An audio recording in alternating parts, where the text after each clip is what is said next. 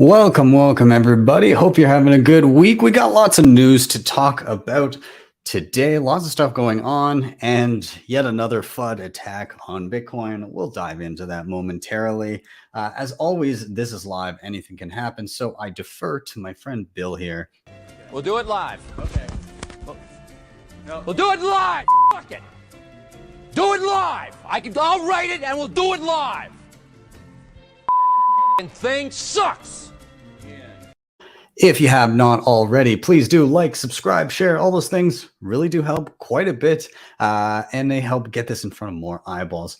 As always, I am Ben with the BTC Sessions. This is your daily session.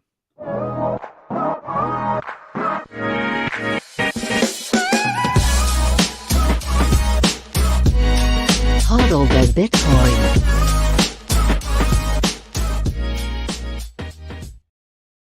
Before we dive in, let's take a look at where we are in the market right now. Pulling up the bitbo.io dashboard. We're sitting at $45,808 per coin. A single US dollar will pick you up 2,183 sats. 90.47% of all Bitcoin have been mined. And in terms of fees, up a little bit today. 11 sats per byte for next block. If you're willing to wait an hour, still 5 sats per byte. So just keep that in mind if you are in a hurry, or use RBF or Lightning or the plethora of options that you have there. Of course, shout out to sponsors of the show, Shakepay.com. If you're in Canada, of course, super easy way to buy Bitcoin.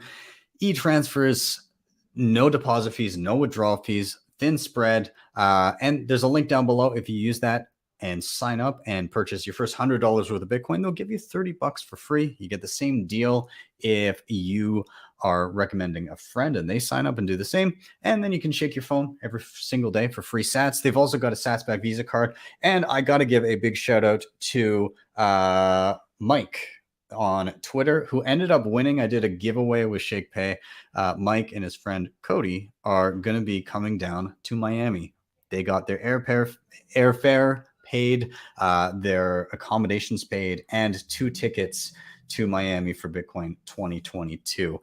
And that's thanks to Shakepay. They footed the bill for that and helped me put on that giveaway. So thanks, Shakepay, and congrats, Mike and Cody. Enjoy your time. I'll see you down there. LEDN.io, you can use your Bitcoin for a ton of different services. In particular, if you're in a pinch and you need dollars, but you don't want to sell your Bitcoin, you can use their Bitcoin-backed loans. Simply deposit Bitcoin here, get a loan of dollars to your bank account within 24 hours. And when you pay back those dollars, you get back the same amount of Bitcoin. They also have savings accounts for Bitcoin and USDC, and they also have their B2X offering if you're feeling a little bullish. So check them out. Bitrefill makes it super, super easy to live on Bitcoin. They have every gift card you can imagine, and you can buy it with Bitcoin, of course, on-chain and via Lightning. You earn sats back as you shop, and you can earn even more sats back with their referral program and getting your friends and family on there as well. So check them out. Keystone, one of my favorite, most used hardware wallets. It is 100% air gapped. You never plug it into anything internet connected. It's all done offline via QR code. And of course, that keeps keys to your money safe and away from internet connection. Definitely recommend upgrading to the Bitcoin only firmware, but it works beautifully with Blue Wallet, Sparrow, Spectre, you name it, they got it. And of course, awesome in a multi-sig setup. So check them out. I also have a full tutorial on that. And then finally, if you're backing up any important Bitcoin wallet, get it in steel, guys. Paper does not cut it. Fire damage, water damage. I've heard horror stories of people accidentally discarding the slips of paper they have sitting around with seed phrases on them.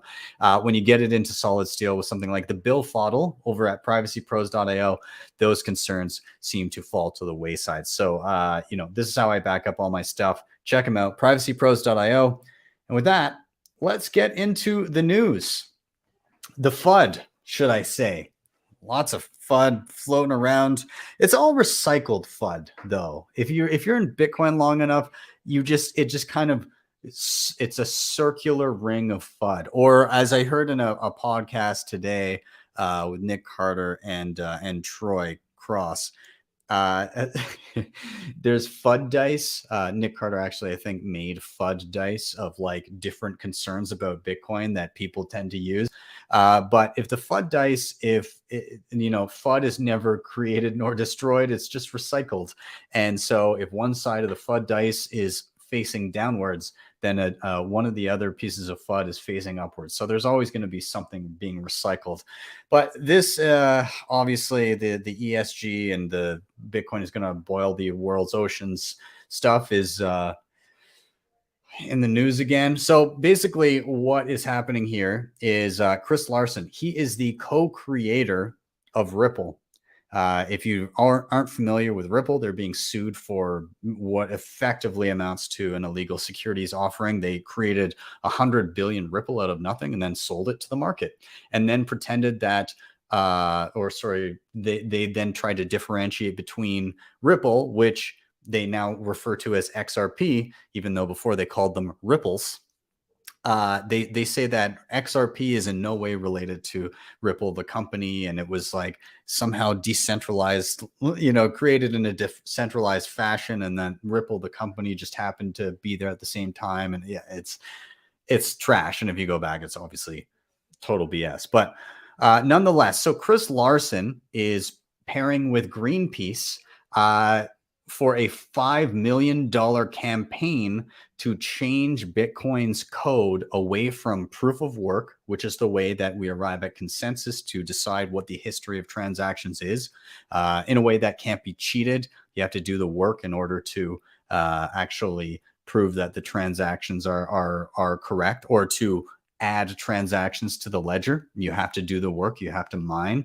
So effectively, they're going $5 million deep to run this campaign to change Bitcoin. It's insane. Like here's the website. It's called cleanupbitcoin.com. Don't bother visiting it. But it says, you've heard Bitcoin fuels the climate crisis, but did you know a software code change could clean it up? Sign up the petition to tell big tech and finance corporations to stop Bitcoin from polluting the planet. Let's take a look at some of their facts, and also notice that they have like share fact number 1, and it'll share it on social media. Oh God. Anyways, recent estimates show Bitcoin uses more electricity than all of Sweden, and it's quickly surpassing more countries. So basically they're saying Bitcoin uses more energy than Sweden. They fail to mention that the GDP of Sweden is roughly half of that of Bitcoin. So actually, it would seem that Bitcoin is twice as efficient at supporting an economy if it's on par with energy consumption of Sweden. So one way to look at that. Bitcoin alone could help warm the planet more than 2 degrees. Here's the interesting thing about fact number 2 is it was in a research paper that was printed in a science journal that was thrice debunked. So there were 3 papers subsequent to them published in the exact same journal that debunked this study, because it literally did not take into account how Bitcoin actually works, nor the actual mix of energy going into mining Bitcoin, nor the life cycle of Bitcoin miners, nor the non-linear way that Bitcoin transactions actually scale in relation to energy at the base level. It literally just said current amount of energy being used on Bitcoin and how many transactions Bitcoin can do at the base level, ignoring secondary layers and side chains and all of that. And then just did a linear graph projecting out. And to again prove how bad some of this data was, there was an article back in a few years back that said by the year 2020, Bitcoin would use all of the world's energy. Yeah, we're sitting at like a fraction of a percent that Bitcoin is using right now. So yeah, there you go. Then it says Bitcoin is resurrecting fossil fuels. They've started buying U.S. coal plants, they're fracking gas, and striking deals with the oil industry in Texas to use flare gas to fuel their operations. Now, here's the thing about striking deals with the oil industry to use flare gas. That reduces the warming effects of emissions by a factor of 80. What they're doing is, so when you drill for oil, you're going to have excess gases, natural gas and methane. And when there's no infrastructure to get those gases to market, no pipelines or anything like that, then one of two things happened. Those gases are either vented or flared. Vented meaning straight into the atmosphere, which is not good at all, or flared, which means they're burnt, just like set on fire, and that goes into the atmosphere. So what Bitcoin miners are doing are saying, hey, first of all, that's not great. Second of all, that's wasted energy. It's inefficient.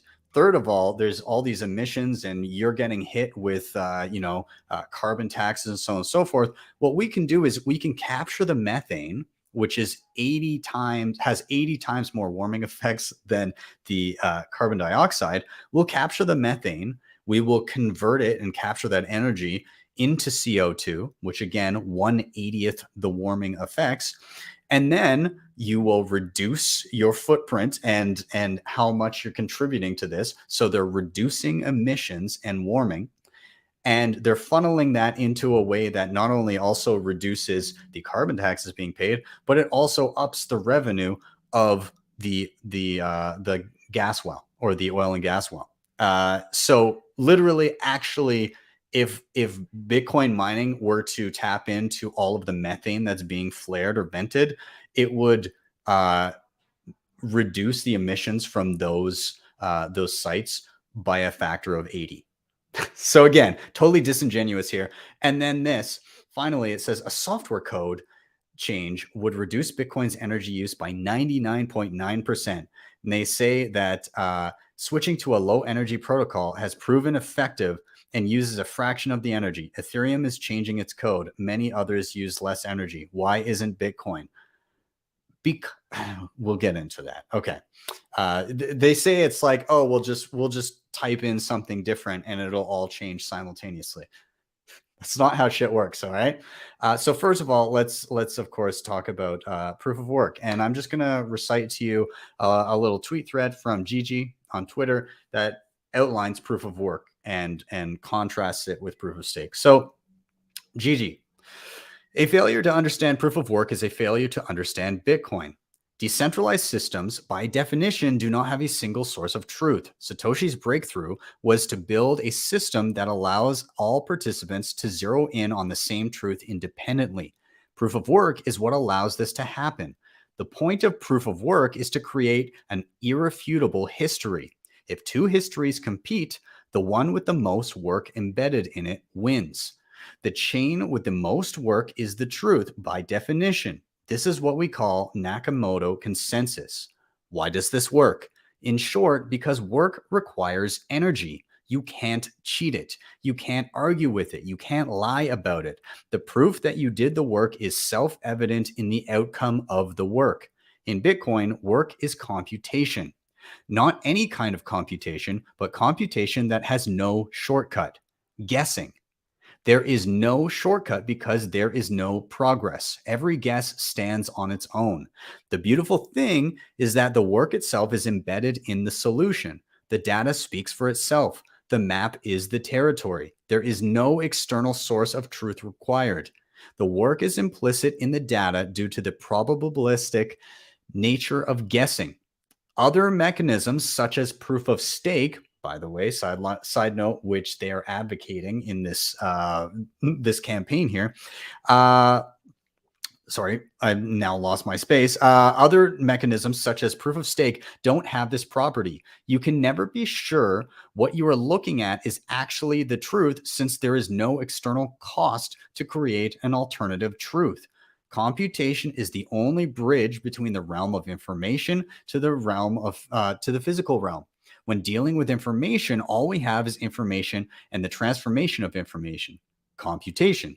Computation requires energy. Energy is the bridge. Energy is real. Remove this bridge to the physical world and you will stay in fantasy land. You can't tell what actually happened. You will have to trust others to tell you what happened. You can't verify yourself. You have to rely on trust. Proof of stake has plenty of other problems, such as fair validator selection, who decides, naturally centralizing effects, aka more stake equals more reward equals more stake, and having no natural resistance to timestamp manipulation attacks, for example. Proof of work solves these exact problems. It's decentralized. It decentralizes the selection process, creates physical proof of what happened, has real externalized costs, and decentralizes time. The question of whether proof of work is wasteful or not can't be asked without understanding the problem it solves. Understanding the problem properly will lead you to the conclusion that there is no other way to solve it in a trustless manner. Thus, the question becomes, how useful is trustless digital sound money? Is it worth the energy expenditure? For fridges, cars, smartphones, and a myriad of other things, society answers this question in the affirmative. For Bitcoin, those who understand the societal benefits of sound censorship-resistant money answer in the affirmative. To summarize, proof of work is not only useful, but absolutely essential. Trustless digital money can't work without it. You always need an anchor to the physical realm. Without this anchor, a truthful history that is self-evident is impossible. Energy is the only anchor we have. Proof of work equals trust physics to determine what happened. Proof of stake equals trust humans to determine what happened. It goes on with some other links from there, but very succinct kind of summary from Gigi there regarding what the importance of proof of work. Now, I made a few notes here. I watched a little bit of an interview with Chris Larsen, and he's just so disingenuous with a number of things. Again, they cite all of these. They cite research that has been numerous times debunked, like by orders of magnitude. They ignore the idea of basically eating up waste energy, reducing emissions, grid stabilization, the idea that Bitcoin mining can stabilize green energy production, if that's something that people are interested in. They completely ignore all of that. Furthermore, when he does talk about the miners that are doing things like reducing emissions or using green energy, he basically said in an interview that even if Bitcoin had 100% green energy, it wouldn't be enough because of opportunity cost, which is fucking hilarious, because again, most of this energy is stranded and has no way to get to market.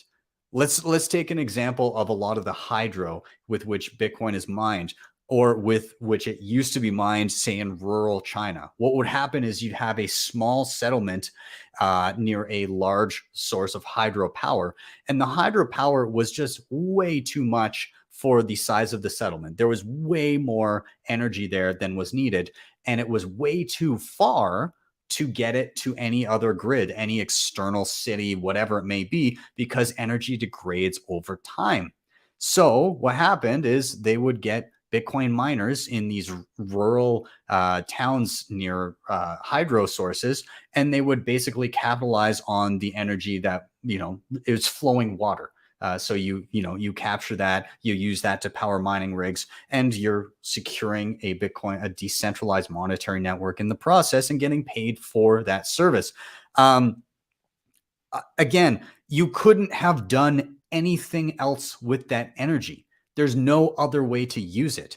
And he's basically saying, well, if there was solar and hydro and geothermal mining all over the place, it wouldn't even matter if Bitcoin didn't emit any carbon whatsoever, because that energy could be used elsewhere, which is fucking bullshit, because it's stranded energy. So you're telling me if I took solar panels in space, where that energy could not be reliably transmitted to anyone on Earth for any other reason, and I were to mine using solar energy in space, millions of miles from Earth, that would be wasteful because the energy would be better used somewhere else. Fuck off, Chris. Come on. So He then goes on to interpret a really good book called The Block Size War, which goes back to 2017 when there was a schism about how to scale Bitcoin, and what ended up happening was keeping Bitcoin backwards compatible, making small changes to allow for throughput of more transactions, and then to build on top of it in layers, which is why we have the Lightning Network today. There was a concerted effort from the top 50 companies and 80% of the miners on the network to change the code to effectively boot out all of the voluntary code contributors that exist, create a new Bitcoin with a singular developer, might I add, and then say that was Bitcoin. And the reason it didn't go through is largely because people ran nodes and told everybody else to go fuck themselves. Said, we're not going to change what Bitcoin is. There was also a consensus market-wise that change in Bitcoin would not succeed. There was a futures market on BitMEX that basically pegged the pretend Bitcoin that these companies and miners were trying to create as having 1/4 of the value of actual Bitcoin. And so this is at a time when Bitcoin was even less decentralized than it is now, and still in an unprecedented show of decentralization, the network ignored all of the top players in the industry, all of them, and just continued on doing its thing. Now, I won't say that wasn't scary at the time, but it was the moment that I truly realized that Bitcoin is unfuckwithable. Now, Chris Larsen's interpretation of that was somehow that 20 to 30 people control Bitcoin, and if we get them to change it, it will change. I do not know how you could possibly come to that conclusion, having watched and lived through it and also read that book, to say that that's how Bitcoin works. It is the most, like, what an absolute imbecile.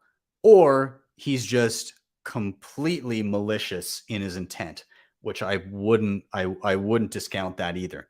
Either way, so incredibly stupid. So what can you do about this? Well, we already learned that lesson back in 2017. You can run a node. Why? Because let's say that somehow GreenPeace and Chris Larsen of Ripple managed to get a bunch of different people, exchanges, so on and so forth, to change the definition of what Bitcoin is, and they create a different Bitcoin that uses proof of stake, which we'll touch on in a second. But let's say they change Bitcoin. They say, this is actually Bitcoin now. This is the green Bitcoin, and it's the real one. If you're running a node and you're running Bitcoin Core on that node, then your wallets will not recognize any Bitcoin, any alternative vision of what Bitcoin should be if somebody tries to send that to you. It will only recognize actual Bitcoin, what you are running, the code that you are running. Now, there's a variety of different ways to do this. I did a video way back when on how to run an Umbrel node, which is super easy, super friendly to do. And you can link your Bitcoin wallets to it so that this is like your beacon of truth. What is Bitcoin? My node will tell me, and my wallets will trust my node, not somebody else's. Another great implementation of this would be MyNode, MYNODE, no spaces. That's another great way to run a node. Basically, you download it, put it on an SD card, and use a little Raspberry Pi computer. Again, little contention between Umbrel and Run Citadel, but Run Citadel, again, an open source, basically a forked version of Umbrel. That's another great one. Start9, Ronin Dojo. There's a lot of different options out there. But regardless, if you think what's happening with Chris Larsen and GreenPeace is total bullshit, just run a node. And then you can literally ignore them.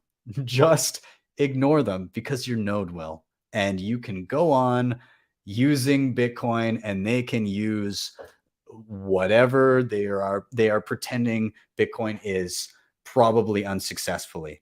The last thing I wanted to touch on was proof of stake.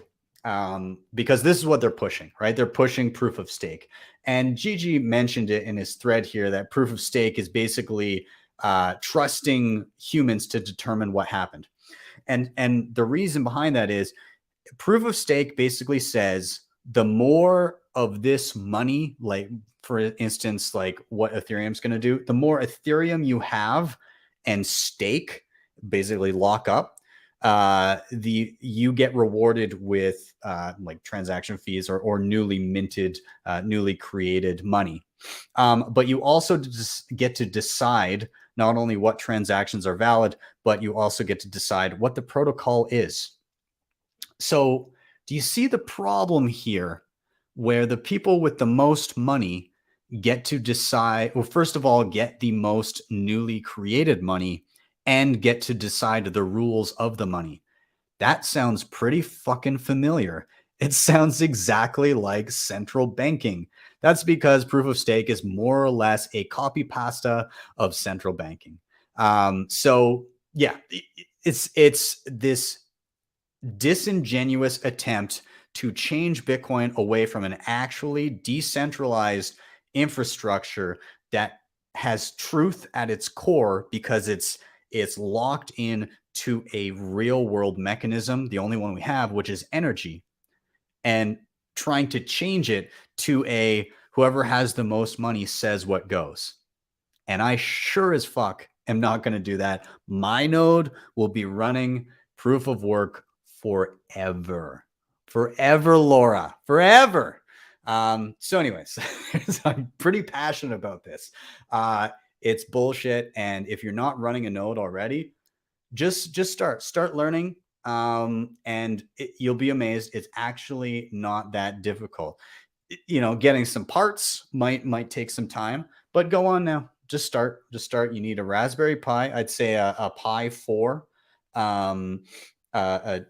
probably a 2 terabyte hard drive would be good. A little micro SD card, 16 gigs, 32 gigs, either one will do you. And then just plugins, more or less. That's pretty much it. Case for it, and then you're off to the races. So that's it. You can check out my Umbrel video. I do have a video on my node. I'll probably be doing an updated video on my node and some other node implementations. I'm going to try and get my hand on a Ronin dojo sometime soon. So anyways, it's all in the pipeline, blah, blah, blah. Let's keep going. Okay. Change gear. Damn, I got fired up over that. Okay. Speaking of shit that they totally disavowed in this last story, Lightning Network. That's something that completely changes the dynamic of scaling on Bitcoin. Anyways, Kraken, maybe a year late, but they have implemented Lightning on Kraken Exchange. So you can now deposit and withdraw via Lightning. So this from Bitcoin Magazine. Cryptocurrency exchange Kraken now supports Bitcoin's Lightning Network for inexpensive and instant customer deposits and withdrawals of Bitcoin, the company said in a statement to Bitcoin Magazine. Quote, adoption is going to come from people who have fiat in their bank account and they need to get into Bitcoin, Pierre Richard, Bitcoin product manager at Kraken, told Bitcoin Magazine. Kraken is providing an excellent venue for them to do that, and then they can top up their mobile Lightning wallet and use it as a medium of exchange. That's clearly the next step in terms of Bitcoin evolution. Now, a while back, Pierre Richard basically made like a bet or a statement saying like, hey, if Kraken doesn't have Lightning by the end of, I think it was 2020 initially, that he should be fired or something like that. Anyways, it came and went. I think they realized that more infrastructure was necessary and they really had to be thoughtful about how to do it. Nonetheless, better late than never, miles ahead of shit like Coinbase. So, hey, Kraken, kudos. You now have Lightning. That's great. So good for them. Let's move on. Grayscale threatens legal action if the SEC rejects Bitcoin ETF conversion bid.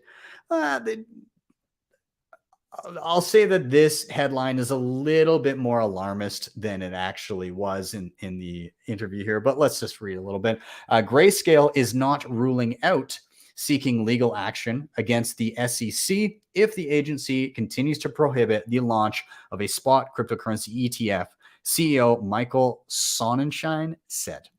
Quote, I think all options are on the table, he said in an interview with Bloomberg Monday when asked if Grayscale would consider a Administrative Procedure Act lawsuit if their application to convert Grayscale GBTC into an ETF is denied. The largest digital currency asset manager first filed to convert its trust, which is inferior to the currently prohibited spot Bitcoin ETF structure, in April 2021. Since then, the SEC has approved the first futures-backed Bitcoin funds, but all applications for spot product continue to be delayed or in some cases denied. Quote, the Grayscale team has been putting the full resources of our firm behind converting GBTC into an ETF. It's really important that investors know that we have and will continue to advocate for them. So right now, there's public comment available. This goes for 240 days. That period would close in early July. Again, it goes on to say that, GBTC is owned by investors in all 50 states, around 800,000 accounts in the US, all waiting patiently to have it converted to an ETF. Yeah, like the main rub here is that the chairman of the SEC keeps on saying that they're worried about manipulation, but that's exactly what having a futures ETF and not having a spot ETF is allowing. If you look at the manipulation, the change in price, you see GBTC, which is a closed-end product, meaning GBTC has a set amount of Bitcoin within it, and then people buy shares of GBTC. And from time to time, if they need more Bitcoin, then they buy more Bitcoin for the fund, and whatever's in the fund stays there. Well, right now, because people they see the disconnect there, and there's futures products available, GBTC is at like a deep double-digit discount to the actual price of Bitcoin. So it's like manipulated all to hell because of these futures products, and people can bat around the price of Bitcoin based on these futures products because there's no spot product to keep it in check. So pretty disingenuous, I would say there. It's laughable that the US doesn't have an ETF here. Canada has had multiple ETFs for 2 years now, at least a year and a half. Yeah. I don't buy Gary Gensler's objections whatsoever. I think there's probably some heavy hitters that are trying to delay this as long as possible, some entrenched interests, and there's just money to be made by not having a spot ETF. So we'll see. I hope that they do sue, though, because it's clear that something fishy is going on here. Let's keep going. Oh, yes. Our good friend Pierre Poilievre in Canada. There's been an ongoing gag. He keeps on talking about in and around sound money and everything, and he's very like in tune with the idea of like there is no free lunch, and when you print money, it doesn't reflect reality, and capital gets misallocated, and it flows in a way that drives the wealth gap. And everybody's known for so long, like, Pierre, just say it. We know you're talking about Bitcoin. Say it, Pierre. And I would always respond with gifs of when he would get on a rant, I'd respond with a gif of just whatever I could find under the words "say it," because I knew what he was talking about. Well, he said it. He has basically come out. He's said the B word. He's been batting Bitcoin around a bunch. And he really kicked it off with going to CLE at Tahini's and buying a shawarma with Bitcoin. Not just Bitcoin on-chain, too. He was using a Lightning wallet. So kudos to him. He went down. He talked about Bitcoin. He talked about he sat with Ali and had some shisha and discussed inflation and money printing and like the disconnect. Talked a lot about Jeff Booth's book, The Price of Tomorrow, and how technology itself is deflationary, and we should be living way more abundant lives for less cost. And yet the cost of things continues to grow despite massive leaps forward in technology. And a lot of this is because of money printing perverting the price mechanism. So anyways, kudos to Pierre for kicking open that door and dropping Bitcoin all over the place. Hey, maybe he'll be a speaker at next year's Bitcoin 2022 or 2023 conference. I'd like to see that. We'll see. Let's keep going here. Zebedee. I just saw this today. Came out. Zebedee Streamer. Okay, so if you're unfamiliar with Zebedee, they're kind of mashing together the worlds of gaming and Lightning and enabling Lightning payments within gaming and so on and so forth. But I found something that kind of, I guess, applies to me, but maybe for you guys as gamers or whatever, if you do play games.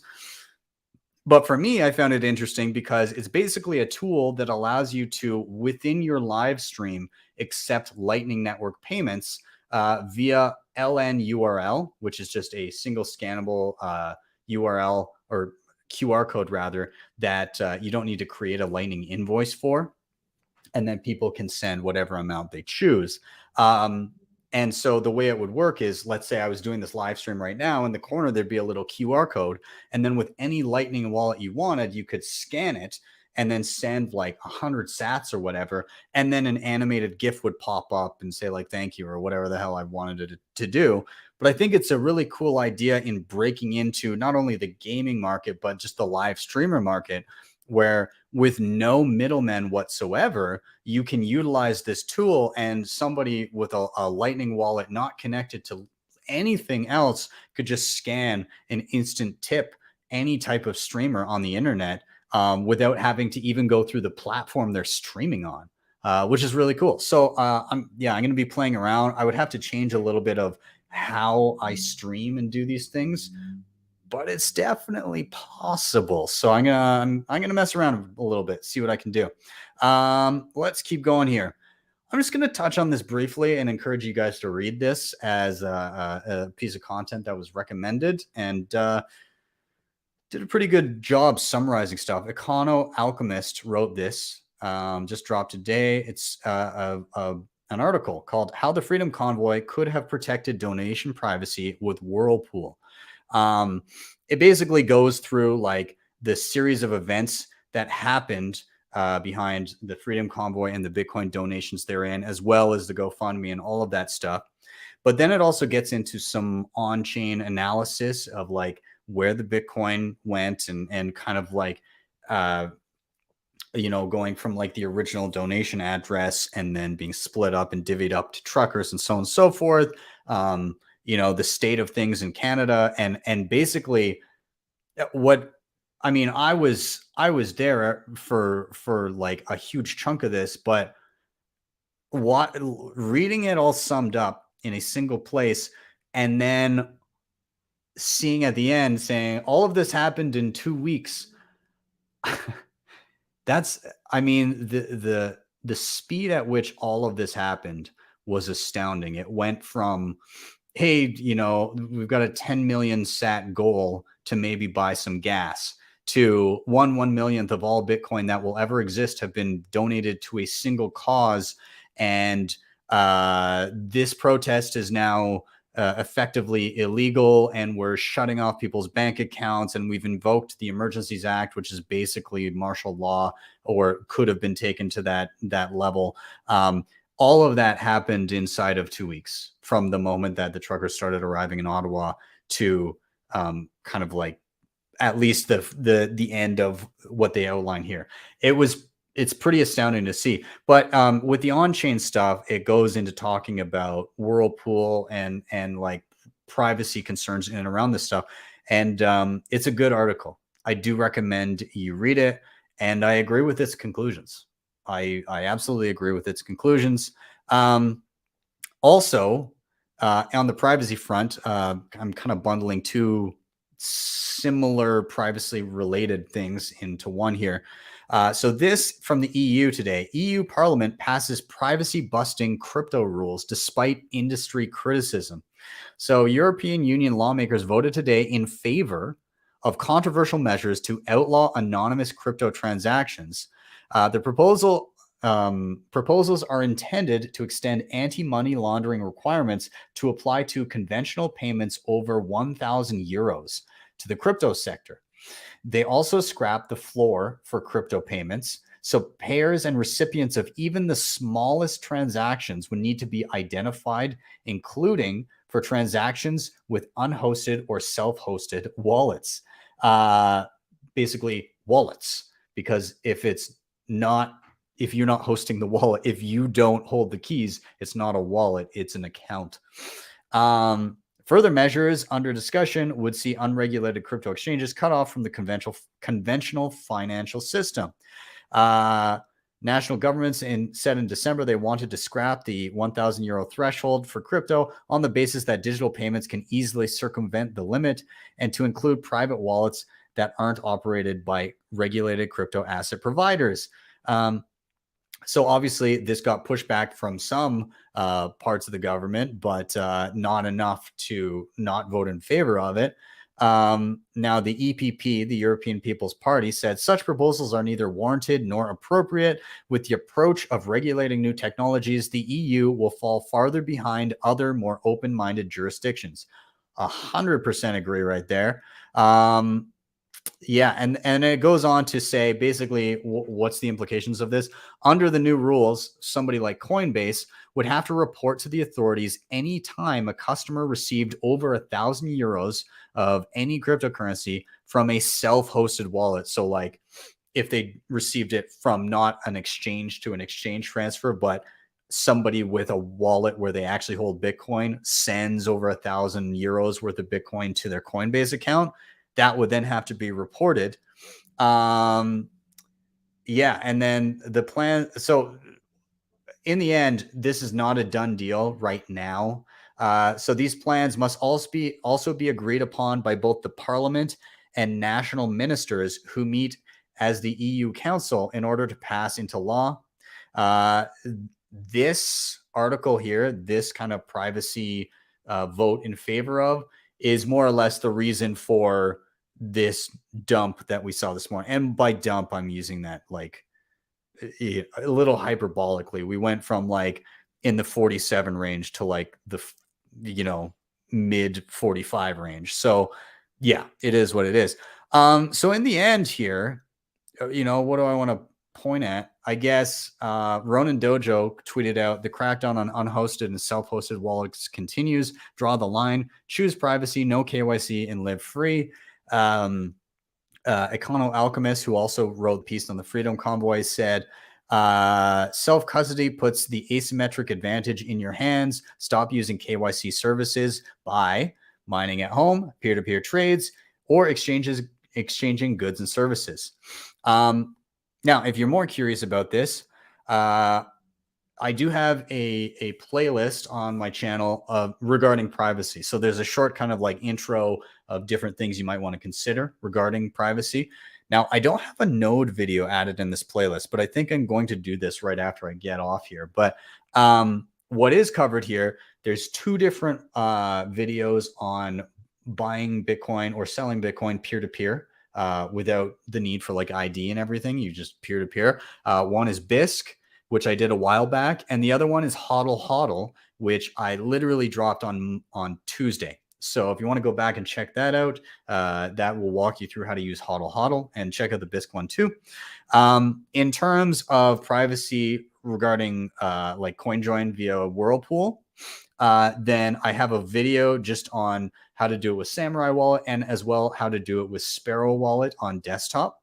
Regarding sharing public Bitcoin addresses, which is not a great practice. If you want to get away from that, then using Paynims, which hopefully will start to roll it to more wallets in the near future, that is something that you can check into. So I did cover that again, both in Samurai and Sparrow. That's on the list. And then also a new kind of privacy technology, which would be Mercury Wallet or state chains. And this allows you to actually swap UTXOs or pieces of Bitcoin with an individual without any on-chain movement whatsoever. You're actually trading the keys to the money in a as trustless as possible way. So that's worth checking out as well. And again, outside of this, you may want to look into obviously running a node, not only for privacy on a network level, but also for basically telling GreenPeace and Chris Larsen to go pound sand. That's a good reason to do it as well. other things that I want to touch on there. I mean, really, when you think about it, obtaining Bitcoin, connecting, on a network level to verify your Bitcoin, transactionally and on a UTXO level, your privacy on Bitcoin. And then, additional to that, again, in transactionally with PayNims and stuff like that. So CoinJoin, PayNims, nodes, and peer-to-peer. And Lightning is helpful there too. So yeah, check out all that. There's so much. Okay, we're gonna start wrapping up here a little bit. Hey, I'm gonna be in Miami soon. I'm flying on Monday. Damn, that's getting close.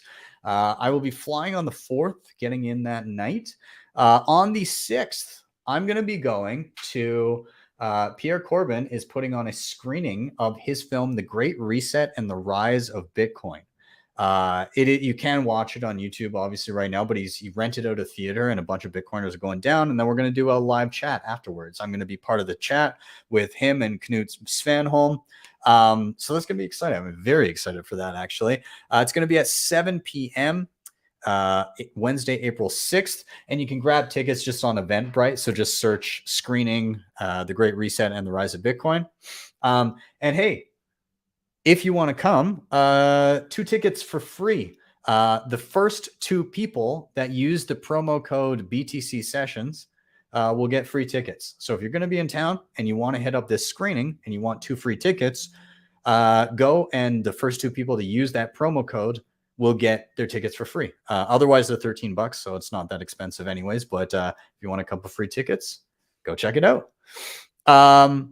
Speaking of which, if you're coming down, not a lot of time left. I think the prices for tickets go up tomorrow.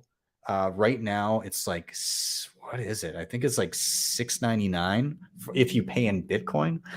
So those go up by $100 tomorrow. So if you're looking to get tickets, today rather than tomorrow would be better. It'll at least save you $100. Also, if you do want a discount, again, just use code BTC Sessions and it'll get you 10% off. So b.tc/conference, you can grab them there. But I will be down there. So look for this beacon on my head.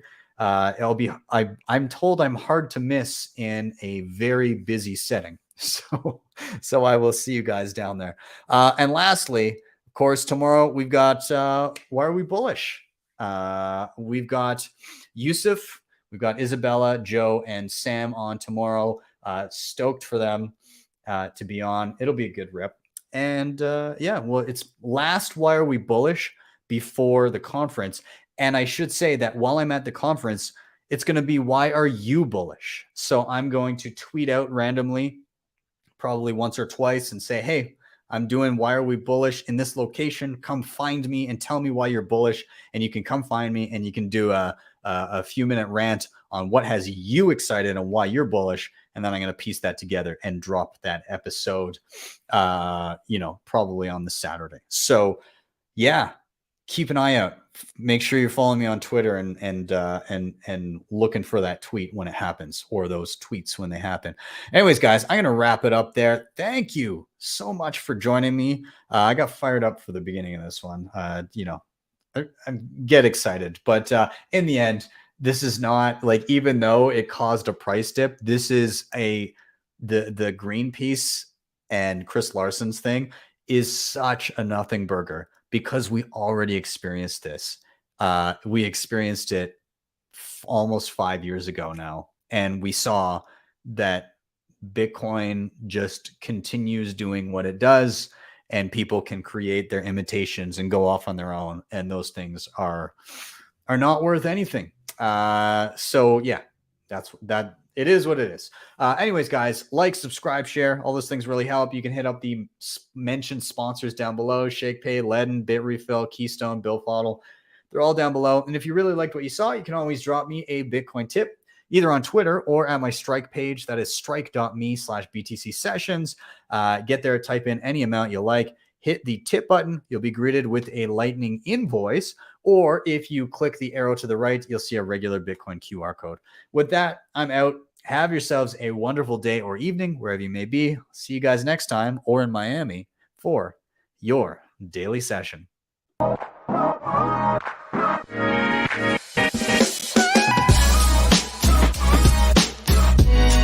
HODL the Bitcoin.